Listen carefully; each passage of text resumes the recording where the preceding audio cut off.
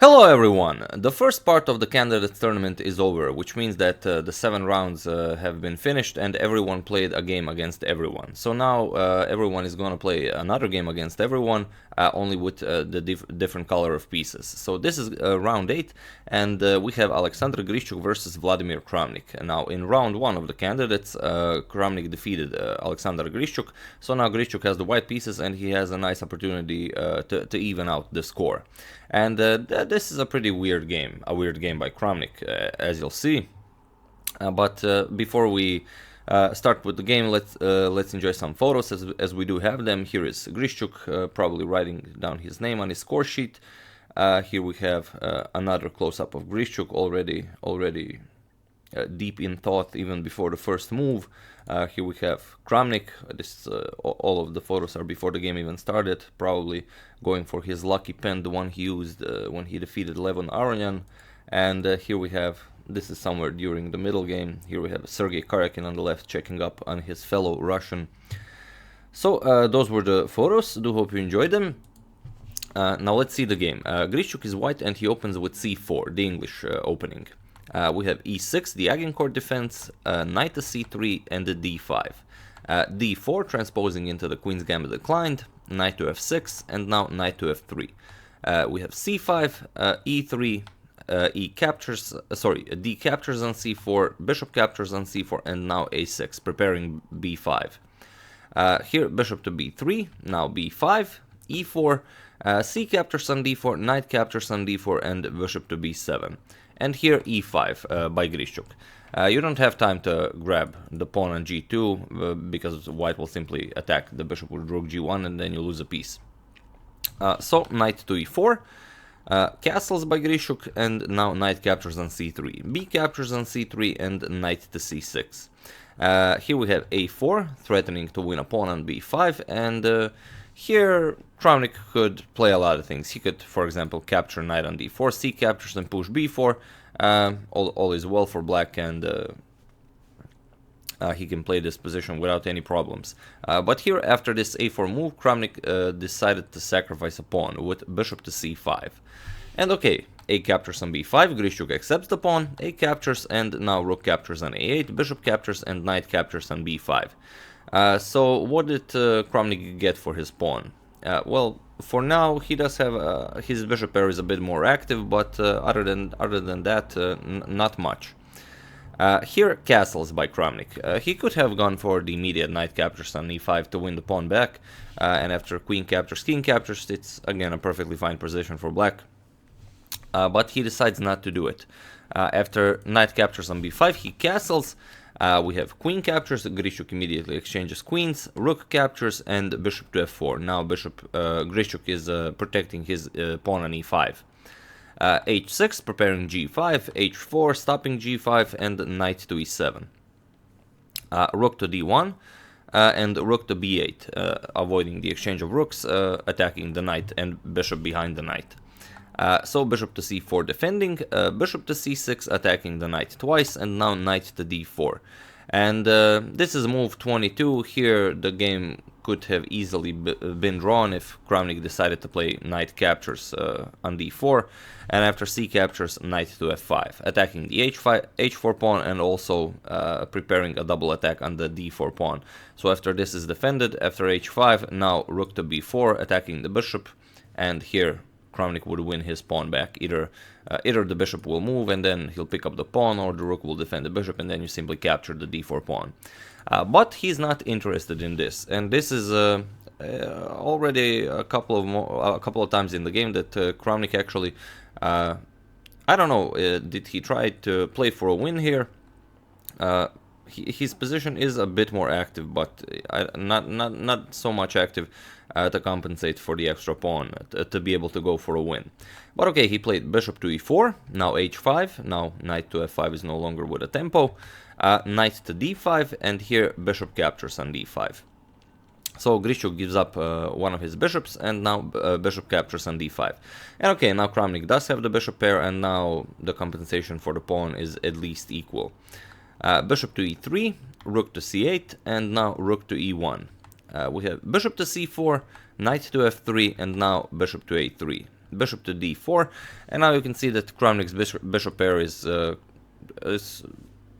I mean, totally enough to compensate for this pawn. There's no way this pawn will ever move forward, and this bishop of Grischuk on d4 is like a big pawn.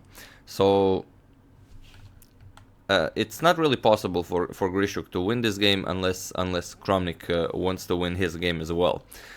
So bishop to d3, knight to d2, and now bishop to b2. Kramnik is activating those bishops. We have knight to f1, and here rook to c4. Of course, you can't capture the pawn on c3. If you capture rook to c1, simply pinning the bishop, you lose the game here.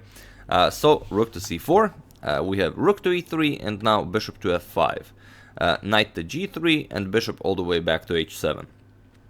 And here now Kramnik did move his bishops out of the way, so now there actually could be some way to push this extra pawn. But first Grischuk would have to get his king into the game, and he does want to bring his king all the way here, but he can't go king to f1. If he tries king to f1, then bishop to c1, attacking the rook. Rook has to go down, and now bishop to d3 check. Now you either have to move the king back, or block with the knight. If you block with the knight, then attacking the rook, and then after rook d1, rook to a4. A very interesting position where black will at least get his pawn back.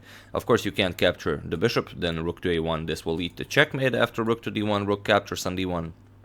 The king has nowhere to go. But after this rook to a4 move, you'd have to move back, rook g1, and then simply knight captures on e2, rook captures on d2, and bishop captures on h5. We have an opposite color bishop endgame. Nothing to do here for either side.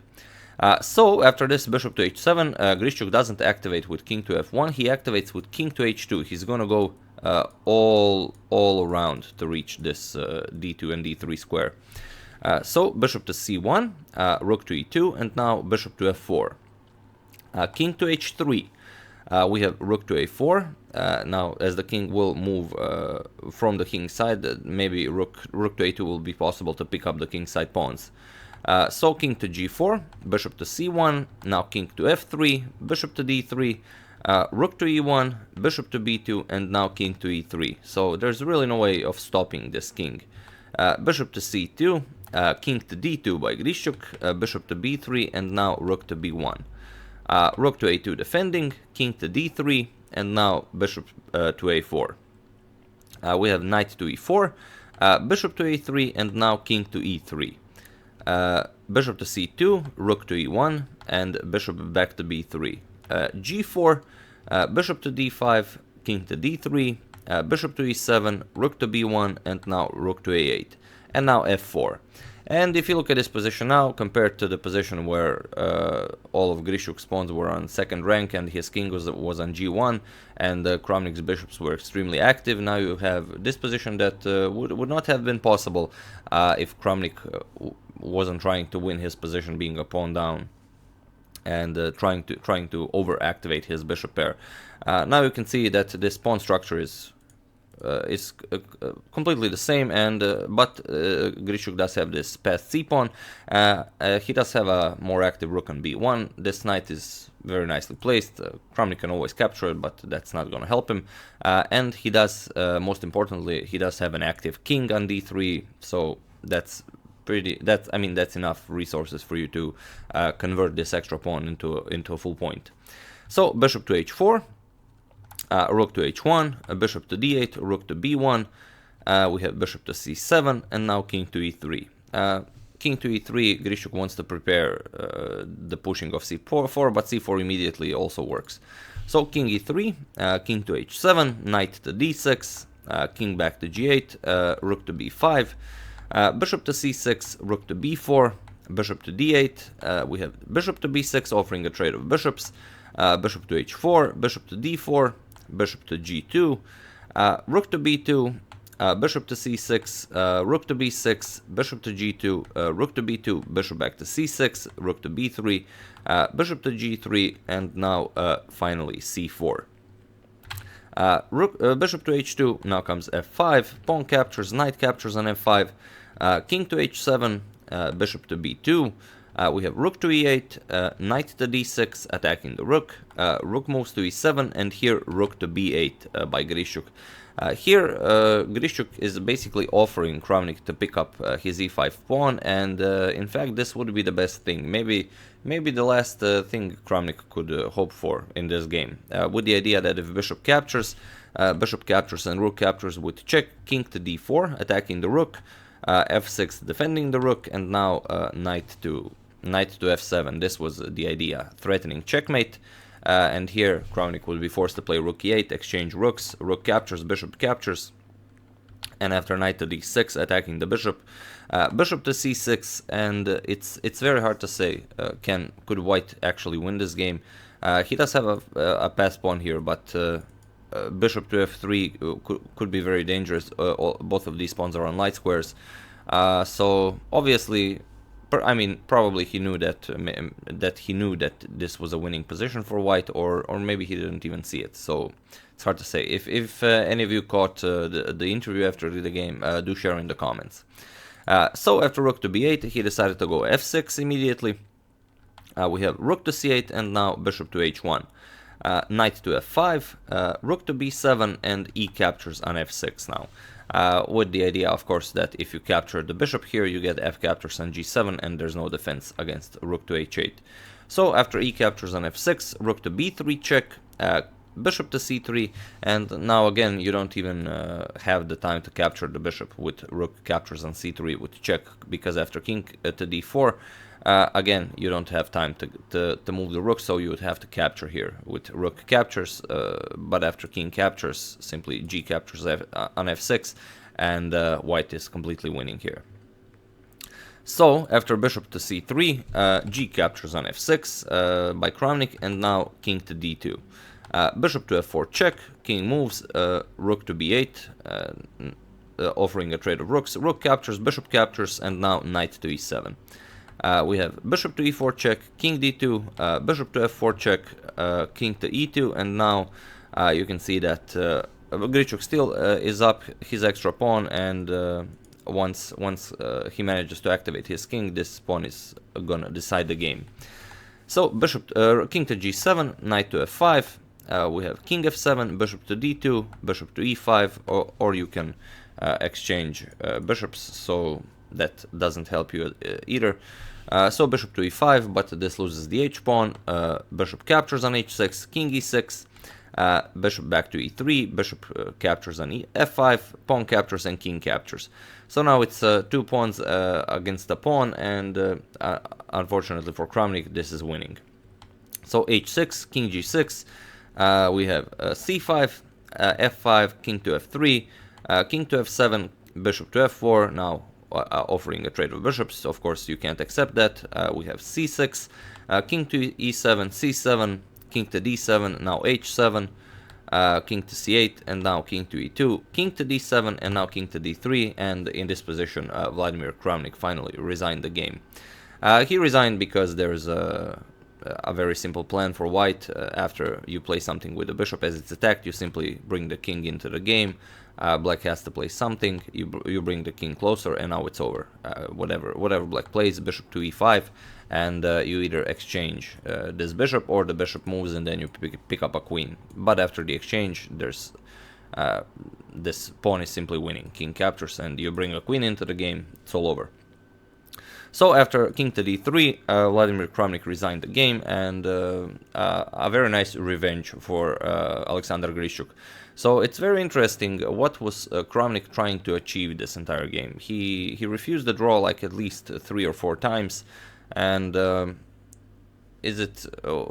I mean, it's either maybe he thinks that he's such a better player than Grischuk, that he can actually beat him in that position, or I don't know.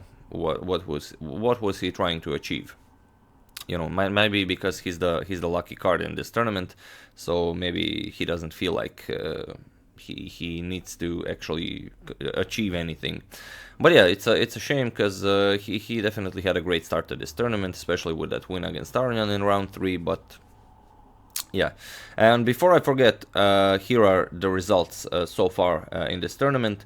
After round 8, here we have Caruana still in first place with 5.5 points, then Mamedyarov in second with half a point less, Then Grischuk, after his win against Kramnik here in round 8 with 4.5 points out of 8. Then Dingliren, then Kramnik, then Karjakin, then Aronian and Wesley So, both of them with 3 points. So 6 more rounds till the end of this tournament. A lot of things could happen. I mean, even So and Aronian could still win it if they win all of the other games. So you never know. We'll just have to wait and see. So yeah, that's the game. I do hope you enjoyed it. Kramnik sure made a couple of weird decisions. I would like to thank David Urbanski, Alexander Schaffer, John Dillon, Petr Enstrom, Petr Dobinga, Alexander Alexandrov, and Douglas Rife for a contribution to my channel. Thank you a lot. I really appreciate it. I would also like to thank Nikki for her photos from the candidates. I will put all of the links to her social media in the description below. So if you enjoy chess photography, feel free to check out some of her work. And yeah, that's it. As usual, you can check 2 of my previous videos here. Thank you all for watching, and I will see you soon.